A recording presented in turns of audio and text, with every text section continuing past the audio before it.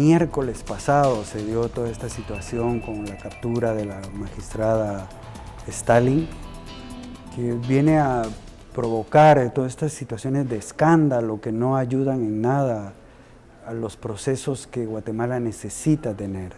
Doctora, al margen de que sea la señora Blanca Stalin, al margen de eso, ¿qué deberíamos de hacer para que la Corte Suprema de Justicia realmente represente los intereses que este país necesita para sanear ese organismo? Bueno, mire, yo creo que es esencial que los magistrados de la Corte Suprema sean electos en base realmente a sus capacidades, a su idoneidad, a su honorabilidad y a sus competencias. Y eso es algo que no ha sucedido, que era, digamos, la petición que se hizo en su momento hace 2 años y que continúa estando pendiente, y para eso es necesario transformar la Constitución. Tenemos que crear un órgano que sea capaz de evaluar realmente a los profesionales más destacados del derecho, aquellas personas que realmente estén dispuestas a trabajar por la justicia. Creo que fortalecer la carrera judicial es una tarea pendiente de Guatemala y que va a ser una herramienta muy valiosa para poder mejorar, digamos, el sistema judicial. Para llegar a ser juez o magistrado, ¿cuál es el tiempo que se requiere para alcanzar esos atributos de ser juez? Pues mire, de acuerdo a la ley de la carrera judicial, uno tiene que pasar un curso previo, tiene que aplicar para ser juez, tiene que ser evaluado y demostrar que tiene las competencias necesarias para poder ejercer esa función. Porque puede ser que tenga los conocimientos, pero no tenga la personalidad o no tenga, digamos, la idoneidad, ¿verdad?, para el cargo, que haya conflictos de intereses que no le permiten ejercer. Sin embargo, de acuerdo a la ley de la carrera judicial, pues hay un parámetro para evaluar quiénes son las personas idóneas. La primera ley de la carrera judicial entró en vigencia a principios del siglo, 1999, creo que fue en el año 2000 cuando se empezó a implementar.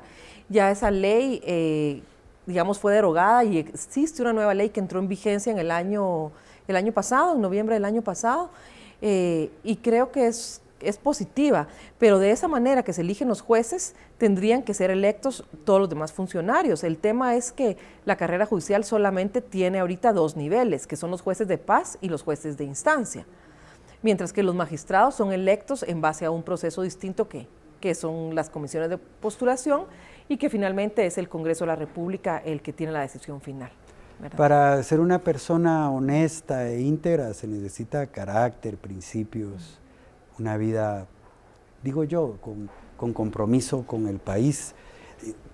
Y esto no se enseña en las universidades, en las aulas, porque al final uno tiene que tomar decisiones en los momentos más indicados.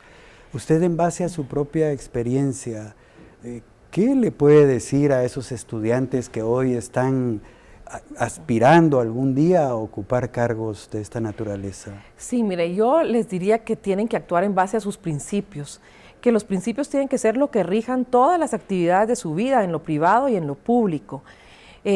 Yo creo que los estudiantes y los jóvenes que estudian Derecho deben de motivarse por la función pública.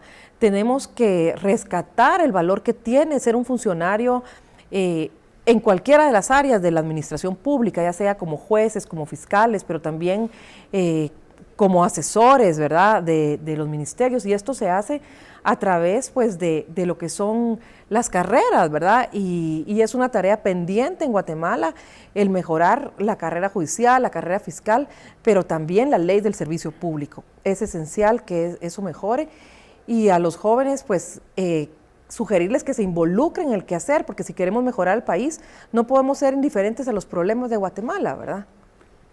La Corte Suprema de Justicia, han habido grandes personajes ahí que le han aportado al país. ¿Dónde perdimos parte del rumbo? Bueno, es una buena pregunta, pero creo que hay una gran responsabilidad de la academia. Yo creo que en algún momento la Universidad San Carlos, que es, digamos, la más antigua, dejó de tener ese estándar que se esperaba, ¿verdad?, de un abogado, de un profesional, y entonces se fueron flexibilizando, digamos, las normas para poder acceder a un título, y creo que eso es parte también del problema, ¿verdad? El que las universidades no han cumplido de alguna manera con esa función que tienen, y creo que es un camino que pueden retomar. ¿Y de qué manera piensa usted que las universidades y sobre todo la San Carlos podría retomar ese camino? Pues mire, poniendo también el tema de valores, el tema de ética, entre los estándares que debería tener todo profesional. ¿Y cree que se podrá lograr? ¿Sabe por qué le pregunto? Porque no es que yo ya no tenga esperanza, yo la tengo mucho, pues creo que Guatemala merece un mejor presente y eso va a ser un mejor futuro, pero si desde las aulas universitarias no entendemos que debemos luchar, no por hacer dinero como sea, claro, sino por aportarle a Guatemala, esto no va a cambiar. Estoy de acuerdo con usted, yo creo que esto es un tema cultural, es un tema que tiene que ser trabajado desde la familia también, desde las casas. Los papás y las mamás tienen una gran responsabilidad en la forma en que educan a sus hijos y los principios que siembran en los niños, ¿verdad? Creo que no solo las universidades, sino que también los colegios, las escuelas, ha de haber una reforma del currículum y inculcar principios y valores, es algo que tiene que darse, ¿verdad? El amor al país, o sea, esa responsabilidad que tenemos. Vemos en Guatemala grandes dificultades en el sistema educativo, las noticias son alarmantes, o sea, 2,5 millones de niños que no van a tener acceso a la educación. Entonces, si nosotros no le damos valor a eso desde que se están formando, ¿cómo podemos esperar que haya ciudadanos responsables luego a cargo de las instituciones públicas, verdad? Doctora, usted tiene 2 años de estar afuera, usted sigue preparándose, sigue cultivándose como mujer, como profesional, como madre. ¿Cómo ve Guatemala desde fuera? Con mucha preocupación. Realmente veo Guatemala con la preocupación de que hay sectores importantes que no son capaces de sentarse en una misma mesa a dialogar. Creo que hay desconfianza, creo que hay resentimientos y creo que esto es algo que nos impide avanzar. Yo realmente soy optimista, creo que podemos dar un cambio, que podemos dar un giro. Hay países que han demostrado que lo han logrado hacer y los resultados son en beneficio de todos los ciudadanos, ¿verdad? Si vemos en Latinoamérica, podemos pensar en un Chile que logró ser un país como el nuestro y ahora está entre los países avanzados, ¿verdad? Y los beneficios, como le digo, son para todos. Perú también es otro ejemplo. Hace 25 años Perú tenía los mismos indicadores de desarrollo que nuestro país. Sin embargo, en un momento crítico que fue cuando el presidente Fujimori y un señor Montesinos, que podríamos similar a Woody Rivera, ¿verdad?, en el Congreso, se descubrió los temas de corrupción. Los jueces fueron capaces de rescatar la credibilidad en la justicia.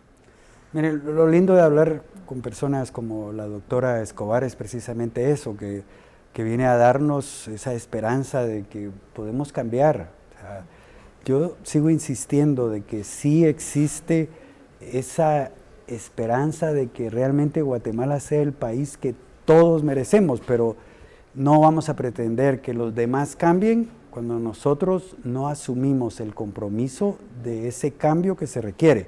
¿Qué significa eso? Que así como criticamos a los corruptos, bueno, no lo seamos nosotros. Así como exigimos que la impunidad termine, entonces también estemos dispuestos primero a no transgredir la ley. Y si ocurre algo en el tráfico o donde estemos, tampoco busquemos entonces pagar para que nuestra situación mejore, porque entonces seguimos siendo igual que aquellos a quienes criticamos. Vamos a hacer el último enlace comercial y vamos a regresar con la doctora Escobar.